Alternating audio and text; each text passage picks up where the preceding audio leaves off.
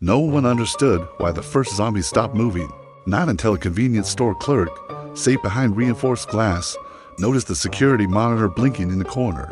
On the screen, a frozen figure stood mid-step, 1 foot raised, arms half lifted, mouth open in an unfinished scream. The clerk waved a hand in front of the door. The creature outside remained motionless, its eyes wide and empty. Then the power flickered, just for a second. The screen went black. The creature slammed into the glass with sudden, terrifying force. That single moment rewrote the rules of survival forever. Humanity learned a new law, not from scientists or soldiers, but from a grainy CCTV feed. The zombies froze when observed. It didn't matter if the observer was human, mechanical, or remote. As long as the act of observation existed, the dead could not move. At first, people dismissed it as coincidence or maybe panic-induced paralysis. But soon, the evidence was undeniable. Body cams, phone cameras, traffic monitors, even baby monitors, they all showed the same impossible effect. The world shifted from running and hiding to watching and recording. Cameras became barriers stronger than any wall. Entire streets were cleared not with weapons, but by pointing a lens. The undead, once a relentless tide, became statues whenever they were watched, frozen in positions that looked almost awful, as if caught mid-decision. Researchers argued endlessly about why it worked. Was it a neurological feedback loop, a strange quantum effect, or something psychological left over from their humanity? But no explanation mattered as much as the consequence. For the first time since the outbreak began, humanity had an advantage. Cities rewired themselves overnight.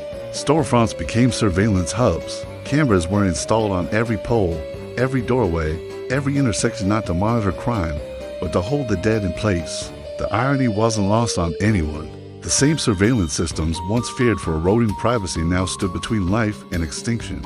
People who had spent years covering their laptop cameras suddenly found themselves installing new ones, meticulously cleaning lenses, powering backup generators, and mapping blind spots like it was sacred geometry. Darkness and unobserved spaces became the real enemy. Neighborhoods learned quickly that a single dead pixel or a brief power failure could mean total disaster, and the zombies adapted in the only way they could.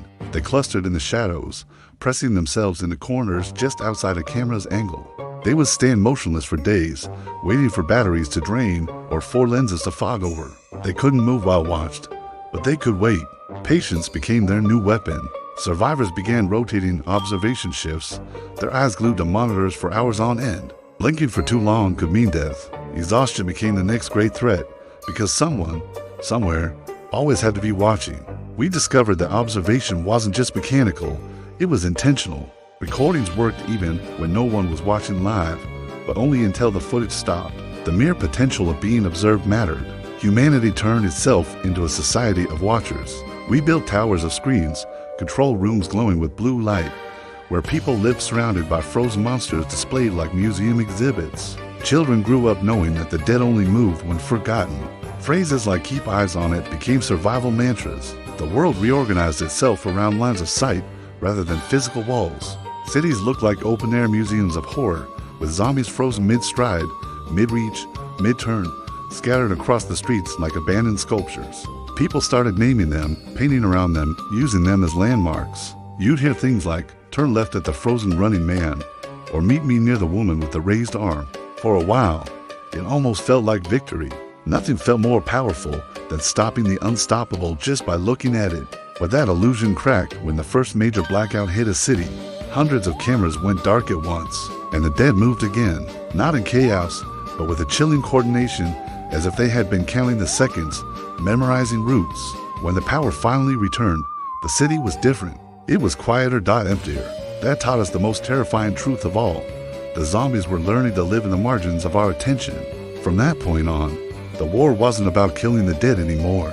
It was about maintaining observation. It was a war of power grids, batteries, lenses, and human focus. Entirely new professions emerged overnight.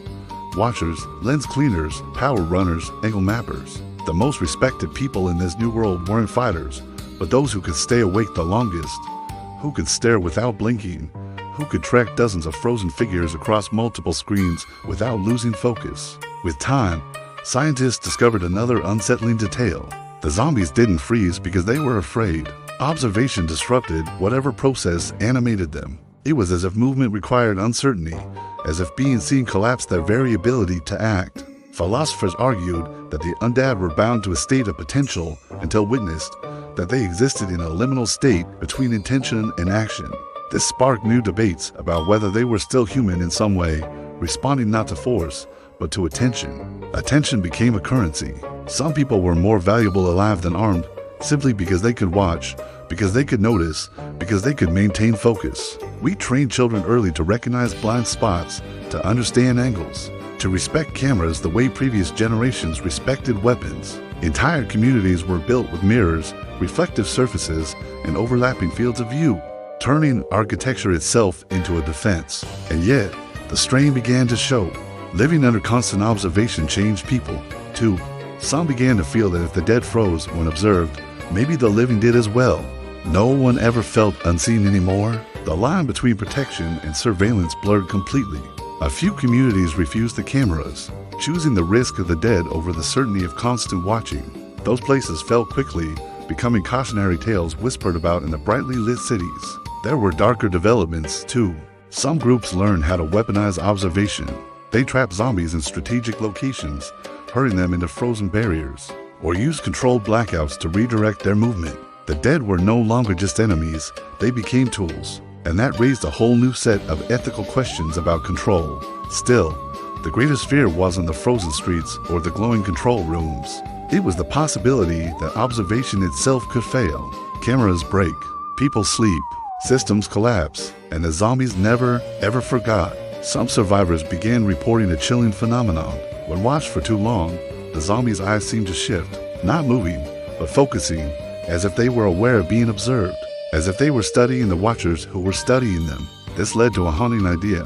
Maybe the dead weren't frozen forever. Maybe they were learning how to move without being noticed, how to exist in the blind spots of human attention. Then came the first reports of movement caught on camera. Subtle, nearly invisible changes between frames. A hand slightly closer, a head angled just differently. Scientists argued, was it just a video compression artifact, or was it evidence of adaptation? Panic returned, but this time it was a quieter, more profound fear. If the dead learned how to move while being observed, our last defense would fail. We would be left with nothing. So we doubled down. We upgraded cameras, increased frame rates, overlapped the feeds, watching more closely than ever before. Attention itself had become our shield. In the end, the world didn't survive by fighting or fleeing. It survived by watching, by refusing to look away, by understanding that the greatest danger was not being seen, but being forgotten. The streets remained filled with frozen monsters and glowing lenses. A civilization held together by electricity and attention. And we all learned a final, unsettling lesson. Observation is power. Awareness shapes reality. And as long as someone is watching, the world stays still, because the moment no one looks, everything moves again. Thanks for watching. If this story gave you chills, be sure to subscribe for more.